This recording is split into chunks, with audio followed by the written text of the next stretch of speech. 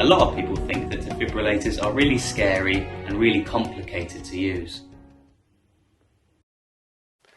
Do you know, Martin, that's a really good question and one that really impacts a lot of people.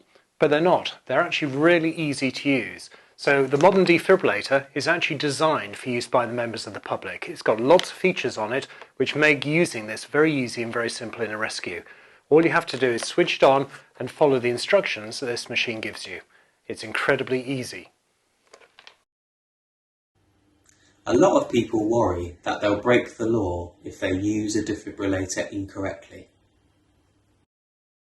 First thing to remember is that when using a defibrillator, you're covered by 3 elements of law. You're always going to phone 999 and get the ambulance, and so you're also covered by the NHS. You're also covered by something called the SARAH Act, S-A-R-A-H, SARAH Act, and that stands for the Social Action Responsibility and Terrorism Act. Okay, so that actually protects you. It protects anybody helping in a first aid situation.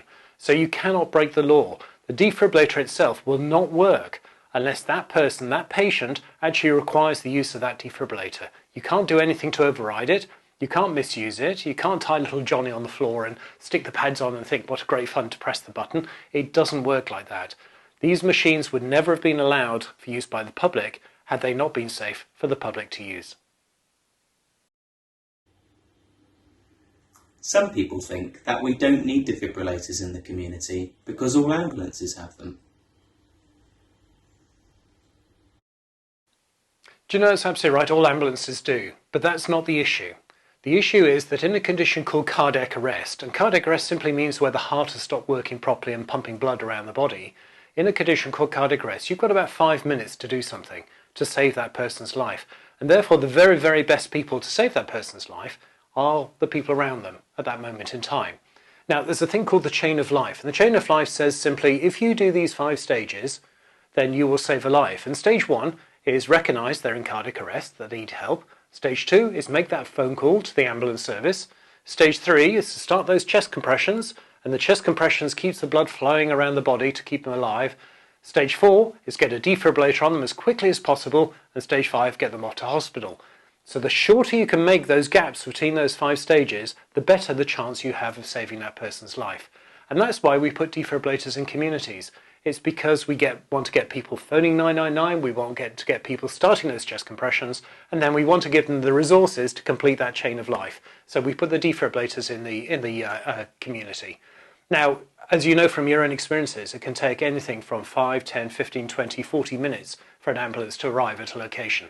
So the very, very best people to help that patient and save their life is you. Some communities worry that having a defibrillator is just too expensive. Defibrillators are not expensive. An average defibrillator probably costs in the region of £1,000, and by the time you put it into a community, along with the support and everything else, you're probably looking near about £2,000. Now, £2,000 is not a lot for a community of 5, 10, 15, 20,000 people. Okay, it's very, very cheap. But the other thing to remember is what price a life. If you can save that one life, then that investment is worth it. A lot of communities would like a defibrillator, but they don't think they have the expertise to get it. Very important if you're thinking about a defibrillator in the community to work with people who know what they're doing.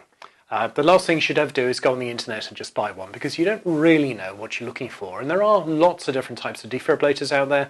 Not all of them are suitable for use in a community. So ideally, you go and work with an organisation that has experience, that knows about it, that actually does its own tests, that has its own backup, its own facilities and support. In our own case, the Community Heartbeat Trust, we supply that full holistic total project, soup to nuts for a community. We make sure that the right equipment is actually used in your community, that you've got the right processes in place, we can help you with fundraising, and we treat this very much as a 10-year relationship with your community. So it's not difficult to do a project, it's not expensive to do a project, but please work with somebody who knows what they're doing.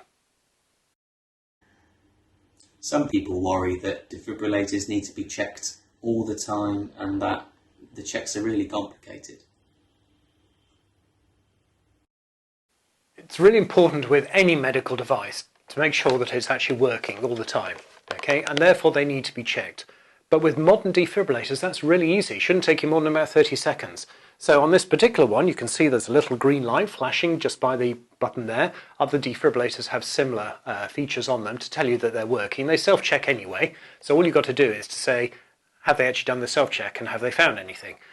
Some defibrillators are even easier because they actually display information actually on a screen for you, and that will tell you exactly what the current status of the defibrillator is. So on this particular screen you can see that it's gone through all the checks, it's made sure that the defibrillator is okay, and it's telling you it's okay, and therefore this defibrillator is safe to use and ready to use in a rescue.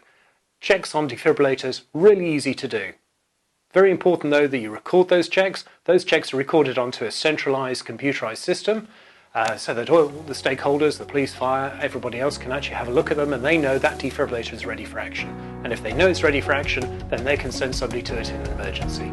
So checks, dead easy. Reporting, dead easy. Very important to do.